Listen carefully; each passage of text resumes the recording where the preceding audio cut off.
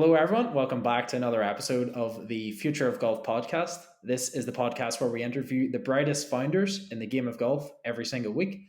This week is no different. We have one of the founders of Caddy Time, Nicholas, joining us from central Wisconsin.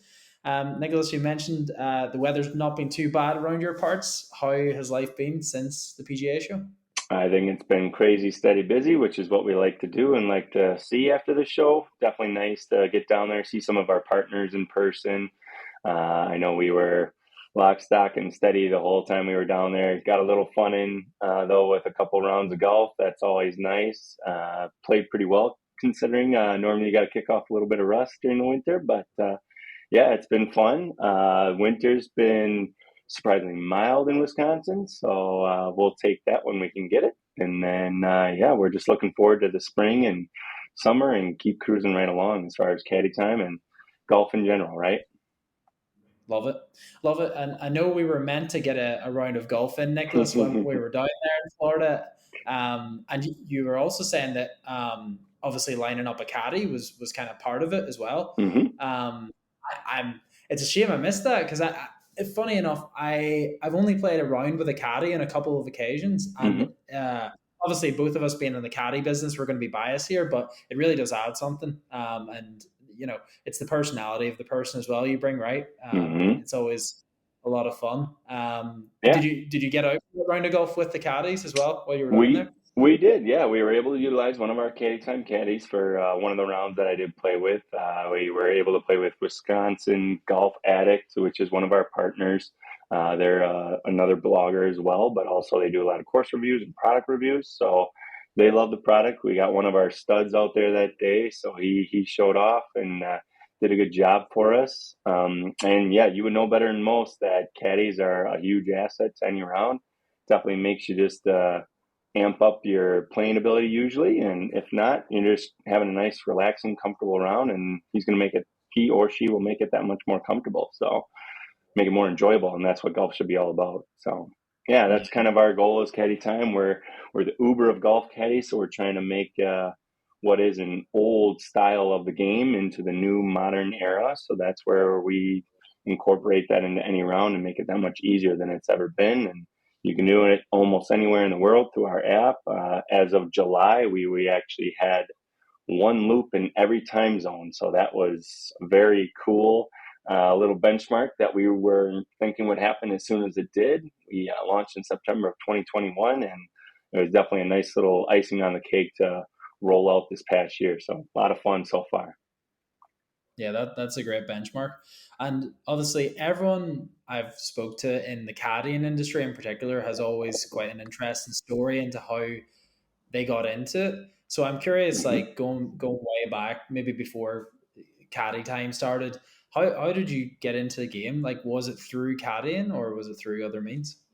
Sure, good question. I am a golfer through and through. Was in the golf industry as an assistant golf pro for 10 plus years. So running the day to day lessons. Was a caddy manager at a private club for or for a year. So just having that background, when Brett Jaffe, our founder, presented this opportunity, I was like, this is a great idea. I'd love to see where it can go. And so that was like my background.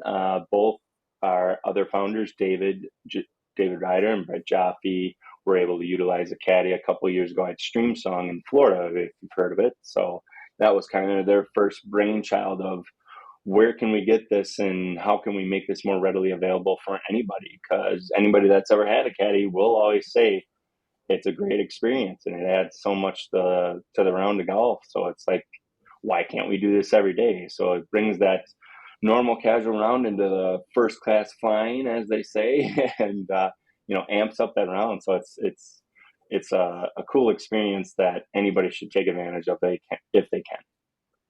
Mm. And I'm curious. So you obviously were working at that role as a caddy master in the private hmm clubs.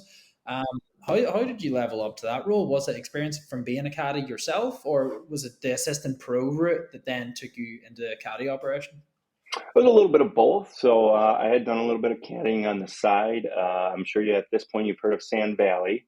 That's also a central Wisconsin Yeah. facility, and I kind of watched that place just birth. So When I wasn't working my normal shifts at my course that was right next door, I was looping as much as I could to create a little extra scratch, which is also nice with caddying, but also it's good exercise, so that was fun too. I like to stay as fit as I can, so but yeah, having it right there next to me, that was nice to kind of just build that experience. When I took on the caddy master role at that private club, it was, I think, because of that background, but also just something that one of us assistants essentially had to do, and I think I had the most experience. So it was a nice, easy program. We had about 30 caddies total at that club, which is about the norm for the average course that I talk to or run into. Some are obviously a lot more larger, but really depends on the facility and the amount of members. But yeah, you get to do the training side of it, which is great. And those kids are essentially members at the course as well, more often than that too. So they're going to have that course knowledge that you need right off the bat. But then you're just also teaching all those niceties that comes with the job. Yeah, yeah, it's super interesting. I always see when you look at someone's career, kind of like from front to back, and you see like the progression. It always is usually this like slow burn from caddy learning the trade. If they're a good enough golfer like yourself, they might turn into be a pro. Obviously, I was not blessed with the hands to get the pro status, but I Right. leveled up in a way there. But yeah, I think that's caddying is very much an industry about storytelling. I've always found, Hmm. and like I think people take it for granted that as caddies you have the most time out with visitors on the golf course. So you're actually the caddies have the bird's eye view and what the golfer's experience was like, right? Hmm. Whereas maybe when you're working as an assistant role or even as a caddy master to a degree, there is a degree of the unknown as to how a golfer actually experiences it. Whereas the caddy, I suppose, is getting that lens of really seeing how a golfer experiences it. Hmm. I suppose that's kind of a heavy part of what you're doing, right, with the app in terms of really giving that unique experience to a golfer. Right, exactly. You're hitting all the major points of what we're trying to essentially achieve in the golf industry is we're trying to create opportunities, whether that's just the casual round or a competitive round. And our caddies are feeding into that for however the golfer wants to do it that day. If the golfer is a rider, typically, as opposed to a walker, our caddies will either ride along if there's room in the cart, or they'll walk along as they would normally do, but at least they wouldn't have to lug the bag. So there's that luxury. But then, yeah, you get all the other things that you can get with a caddy. He might be bilingual or multilingual, where he can bounce off someone from another country and speak their native tongue, and Yeah, they don't have to feel awkward for having an accent or what have you. So, right. but also, That's a great. the Uh, Sorry to interrupt you there, no, Nicholas, you're but good, we you're good. had there was one Spanish guy in the club I used to work with, and anytime there was Mexican or like Latino or Spanish guests, his Hmm. eyes would always light up because he Yep. knew he was going to get that look. And yeah, there's something special when you can communicate with someone in their native tongue and give them Hmm. advice. Like we had a lot of groups from like China and Japan as well, and there was Hmm. almost an element of um, it's tough to know what they're really thinking when they're Little going around the barrier course there because for sure. you numbers. It's not the easiest, right? But yeah, Right. that's really cool. That's a cool It's element. just trying to get past that little icebreaker phase, right? I think the first few holes when you have a caddy, you're trying to, oh, now I got someone watching me, or yeah, if you got that language barrier right off the bat, it's like, all right, well now I gotta justify that. But if you can get that comfortability right off the bat and get past that little nervousness, I think generally that's what I'm saying. You're always going to get high remarks after the round is done. It's like, oh, this is so enjoyable. This is making it that much more fun. Even if the score doesn't necessarily improve, you can just enjoy the day for what it is. So it's a great experience no matter what. Absolutely, absolutely. And Nicholas, obviously, you've been on quite the journey there from being a caddy master at a relatively small and quite intimate private club to then going Hmm. on to working for a tech startup. Like how was Hmm. that transition between being a manager of folks to now being like a manager and a representative of a product? How did that transition come about? It's been a slow and steady journey. It's been a fun journey though, through and through. We've done tournaments all over the world at this point. Now, I would say our bread and butter, as I say, is the tournament aspect of the game with our caddies. So you're generally just going to see them as a four caddy role. But I've had the opportunity to travel internationally, only to Canada. But hey, I've had that opportunity. Not something I've ever had in the past. I would love to make it over by you sometime, because I know that's always been a bucket list item. And Oh yeah. see all those excellent historical courses that you guys have over there. But yeah, we're seeing numbers grow consistently as far as users and user demand. So we're up to 22,000 users as of about a few months ago. So that steady growth is awesome to see, and almost at a 2-to-1 ratio, caddies over golfers. So the demand can almost always be fulfilled. We have filled Hmm. any request that we can see that is up on our board, like or through the app that pops up. So yeah, I mean, just seeing that growth, being my first startup I've ever dealt with. I've dealt with varying styles of the golf industry, but this is definitely one where you're thinking about all aspects of continued growth, like I say, but also, how can we better our brand on a daily basis just by getting that word out about us? So social media is a huge uptick probably for us as far as that user growth, I would say. So we haven't had a lot of major Sure. marketing as of today, but you got to take the good with the bad, as a startup is. We all know the fail ratio, but I think right now we love the wave that we're on. We're just riding that high right now. So Yeah. Well, I mean, you mentioned there that you haven't done a whole lot of marketing, but obviously, Brett, in our conversation at the PGA show, you mentioned that there was a Golf Channel appearance, I believe, where yes. you got to. So I'm sure that was a pretty good driver of organic growth after things like that being represented in national stations. Correct. Yes, wholeheartedly. So yeah, that interview happened about 6 months ago as well, and yeah, David and Brett were able to jump on there and really plug us as best as they could, and I think they did an excellent job. And yeah, when you're getting on a national scene like that, yeah, it's going to be a huge domino that falls right there. So yeah, that was a fun week after we did that one, and obviously Golf Channel's your biggest broadcaster we got in the industry, right? So it's not going to hurt you. So. Absolutely. Yeah, that's awesome. Yeah. So obviously, the elephant in the room. Some of the viewers might be thinking, "Graham, you've brought a caddy startup on your podcast. What are you doing? You've Mhm. just shot yourself in the foot."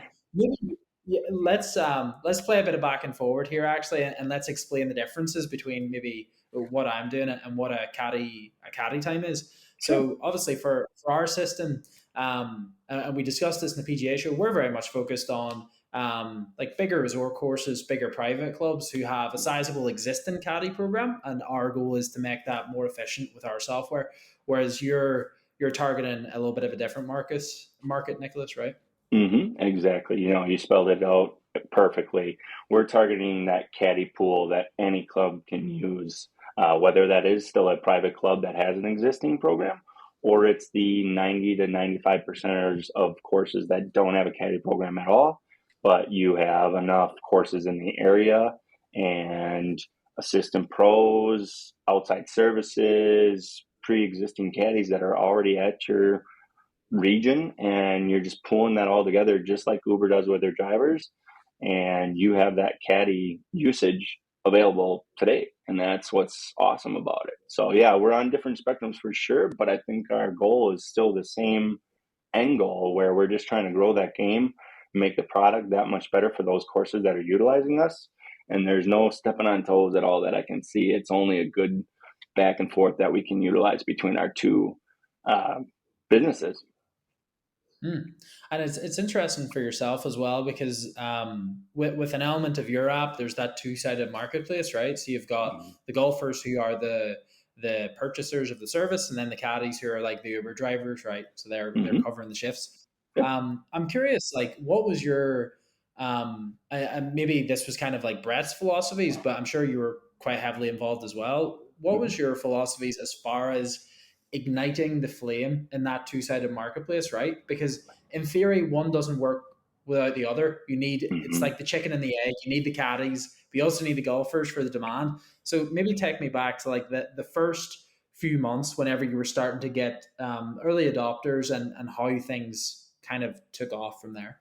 Sure. Yeah. So, I mean, you have to have both, like you say, you have to have both the request coming in and being able to fulfill that request. So, yeah, we had to target, and social media, like I say, was a big driver of that. You know, when you can spread the word that this is out there, this is available, you're going to see both users being jumping on and utilizing the app. We were definitely ones of, hey, let's give out a voucher to some local clubs and see what those members think of this idea and what could possibly happen with those rounds. So I think you get a little drive from that concept too.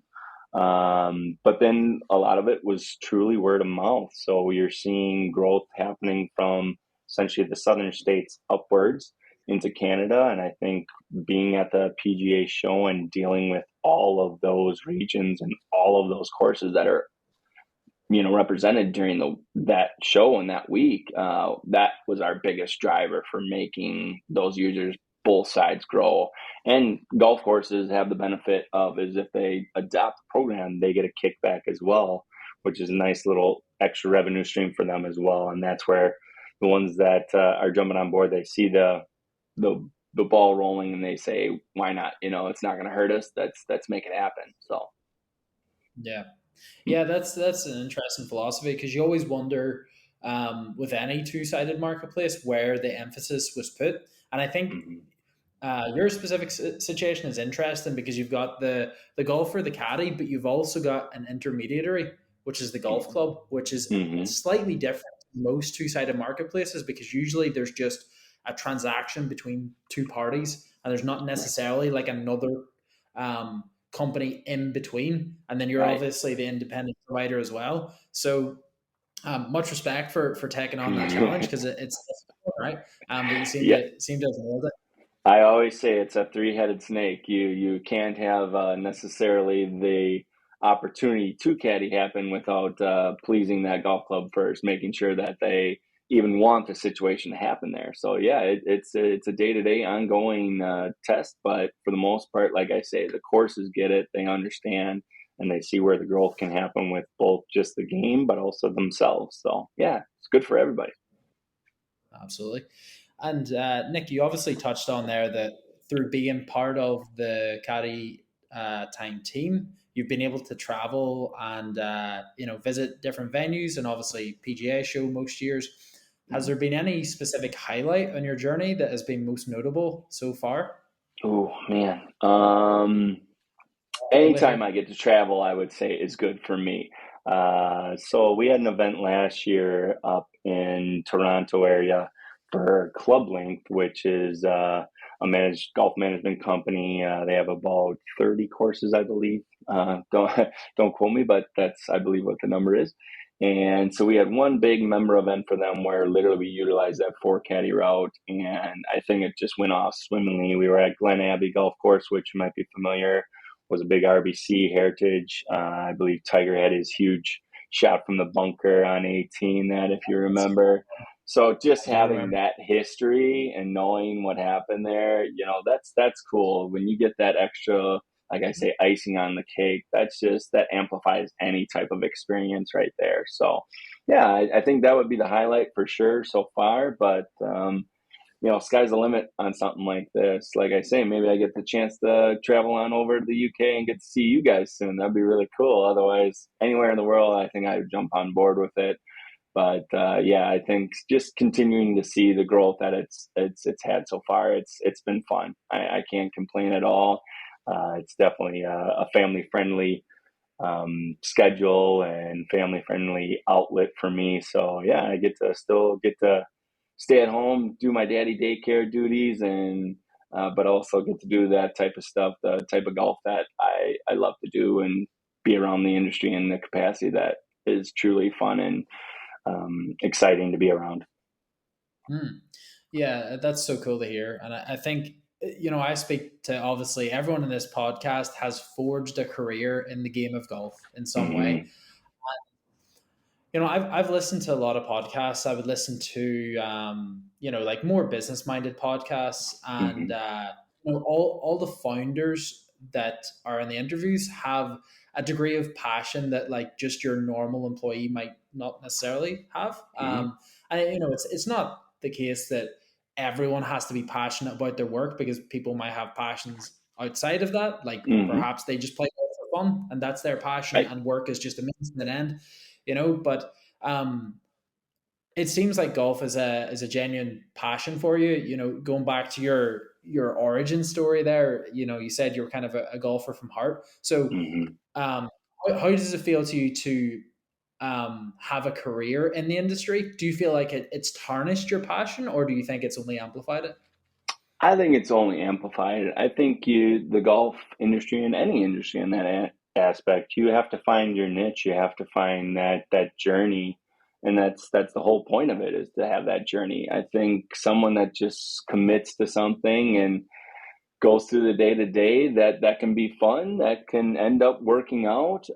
But you have to have different challenges. You have to have different viewpoints, venues where you can have those different mindsets and different areas of growth.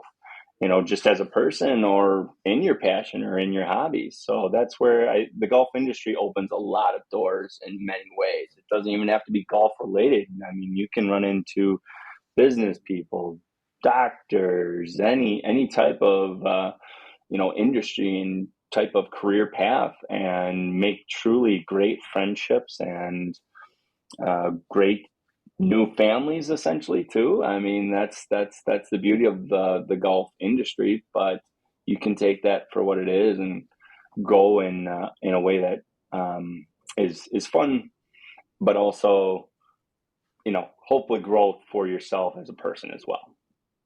Yeah, yeah, absolutely. Amen to that. And maybe for yourself personally, Nick, and then maybe you can extend it out to Caddy Time. Sure. What's on the horizon this year? Anything exciting coming up, or just continued growth for you guys? What's exciting coming up? Every day is in many ways that we're getting pulled in many directions. So I think continual growth is always the first point that we're trying to do with every year. Increased demand obviously would be an ongoing goal for us, but I think we have a lot of irons in the fire, as they say. So we'll see where those irons go. There's general interest and talks of, now we're kind of getting a little bit relevant. People know us when we say, "Oh, have you heard of Caddy Time?" "Oh yeah, we have." And it sounds like a really cool idea. So uh, nothing's really jumping out that we have coming up anytime soon, but we have, like I say, spring and summer coming up. So that's good for us in North Planning, America. So we're ready planning for for the your season. Irish, planning for your Irish. If I That's said, right. Yeah, yeah. Planning for the next trip over to the UK. That'll be the highlight if we can make that happen in 2024. listen, you're, you're more than welcome, and I'm sure we do very well over here. My final question, and probably the most important of the podcast, is who won the money down in Florida between your team whenever you played? There was just friendly money on the line, but we had a nice little competition. We did a little rotating partners that round, and Kareem, our caddy, helped out everybody in every way. I might have won 2 out of 3 matches, but no money was lost. It was just good camaraderie. All Wisconsin guys. I hate to tote us Wisconsin guys, but we're down to earth, and there's really a couple cocktails were shared as well, and that's what I think was the main goal of that round, was just to have a little fun, get to see the product. But yeah, we played Hawks Landing, which we had heard pretty good things before we played it, and it was definitely a nice little track for us. So very fun day, and that was all that was about. So I still have my Awesome. house. That was the professional answer for that. I'll give you credit. But yeah, it was a pleasure to have you on the podcast. Awesome to Pleasure dive a to little be bit here. deeper into your story. And yeah, that was another episode of the Future of Golf podcast. Feel free to comment and share your thoughts on this. But until next time, friends, I will see you later.